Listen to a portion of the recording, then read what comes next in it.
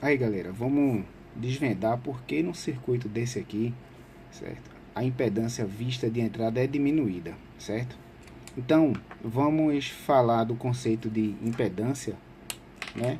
E vamos fazer isso através de algumas analogias, mas que vai elucidar bem esse conceito. Vamos lá. A gente aprende nos cursos de eletrônica que a impedância é o conjunto de oposição à passagem de corrente elétrica. Por quê?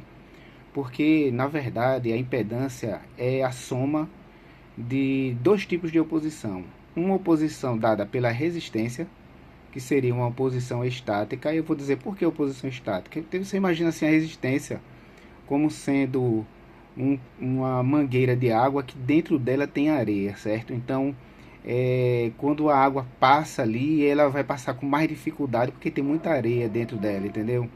Então, essa oposição dada pela areia seria a resistência elétrica, fazendo analogia, certo? Já as reatâncias, que pode ser indutiva ou capacitiva, elas vão oferecer uma oposição decorrente, vamos dizer assim, da sua inércia, né?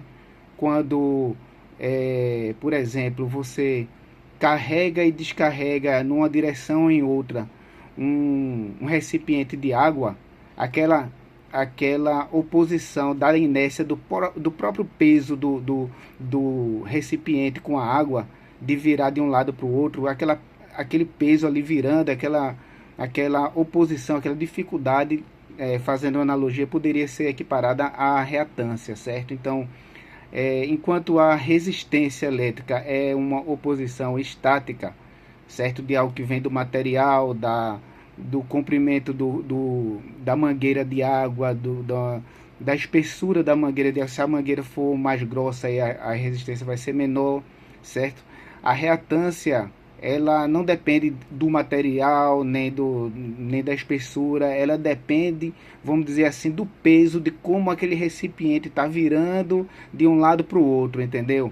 A dificuldade dele girar de um lado para o outro, a posição que ele faz de girar entre um sentido e outro, entendeu? Então, assim, esse do peso aí são as reatâncias. Essas reatâncias, quando somadas, certo? A reatância capacitiva e indutiva, que no caso uma vai ter oposição em relação à outra, certo? Quando somadas com a resistência, a gente obtém a impedância, certo? De primeiro eu vou dizer que essa soma não é uma soma simples, é uma soma de vetores, né? Porque as reatâncias são vetores, entendeu? Então assim a gente vai fazer uma soma de vetores e depois eu vou explicar através de analogia por que esse tipo de soma tem que ser vetorial. Mas por enquanto a gente vai fechar na definição de que a impedância é o conjunto de oposição à corrente elétrica. Se é um conjunto, ou seja, é a reatância somada com a resistência, certo? Então vamos lá. Outras vezes, é, outras vezes eu posso dizer que a impedância é um conjunto de oposição, mas veja bem, apesar de não ter nenhuma reatância no caminho, certo? Apesar de não ter nenhuma reatância nem indutiva, nem capacitiva, teoricamente, porque na prática tudo tem, né? A oposição, o conjunto de oposição, ela vai se dar não só através da resistência elétrica, mas através da diferença de potencial que existe entre dois pontos, certo? E quando essa diferença de potencial ela é dinâmica, ou seja, ela fica se alterando o tempo todo, principalmente em função de um dos pontos, você vai obter uma impedância, ou seja, você vai obter algo que entra em oposição à passagem de corrente elétrica. E é por esse motivo que a gente diz, por exemplo, que aqui tem uma impedância de entrada, ou seja, você veja que tem um circuito aqui. Vou colocar aqui uma fonte de sinal, certo?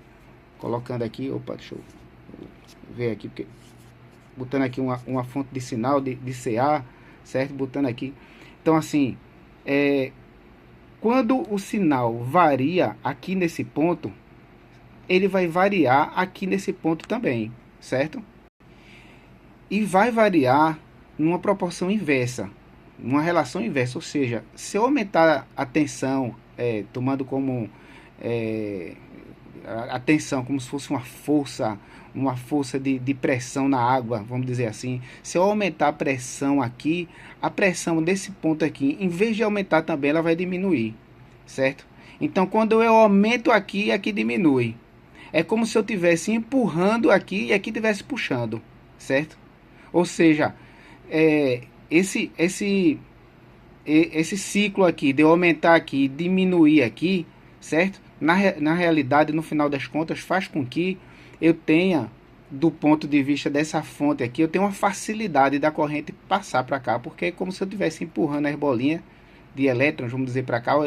Ao mesmo tempo que eu empurro para cá, quando eu aumento a força do empurrão, a força do puxão aqui aumenta, certo? No geral, eu estou facilitando, é como se eu estivesse empurrando a corrente elétrica, o conjunto de bolinhas, vamos dizer assim, passando pelo condutor, numa rampa de cima para baixo. Ou seja, quanto mais uma gangorra, que quanto mais eu aumento aqui, aqui está diminuindo, está declinando, entendeu? Então, esse declínio aqui é justamente a impedância. E ela é diminuída por quê? Porque ela tá declinando para baixo, certo? Se ela tivesse inclinando para cima, ou seja, se eu aumentasse aqui e aqui também aumentasse, aí eu teria um aumento de impedância, certo? Que é geralmente como se dá aqui, daqui para cá. Eu aumento aqui, aqui na saída aqui também vai aumentar, certo? Toda vez que eu aumentar aqui, aqui vai aumentar. Então aqui sempre eu vou ter aqui o aumento de impedância. Mas nessa situação aqui, ó, quando eu pego esse resistor e amarro ele daqui para cá, eu faço parecer para essa fonte de sinal de que a impedância de entrada desse circuito aqui, ela é diminuída, certo? De um fator que a gente vai ver na fórmula matemática. Então é isso aí. Essa parte aqui que eu estou falando é para vocês entenderem a lógica da coisa. Mas a parte matemática que eu vou colocar agora no próximo vídeo fecha o nosso entendimento. Espero que vocês tenham entendido e tenham gostado da explicação.